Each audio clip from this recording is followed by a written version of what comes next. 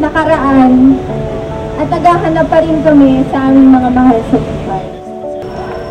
Bakit hindi pa ibasura ang Oplan Bantaylaya kung tunay nga itong kumikilala sa karapatan ng mamayan? Bakit sa halip na atupagin ang paghahanap ng katarungan para sa lahat ng mga biktima, parang kinunsinti pa nito ang militar sa pagpapatuloy at libo-libong mga kaanak ang naghahanap para sa kanila. Hindi kami papayag na mapupura sila sa kasaysayan. Dapat sila mga maging bahagi ng kasaysayan, bahagi ng kasaysayan ng pakikibaka para sa buong sambayanan.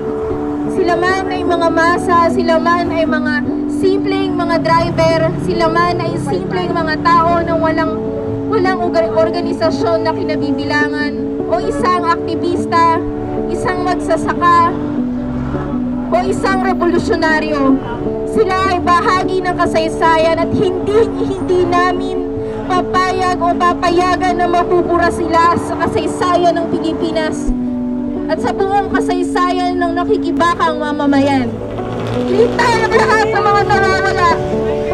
Ilitaw ang lahat ng mga nawawala!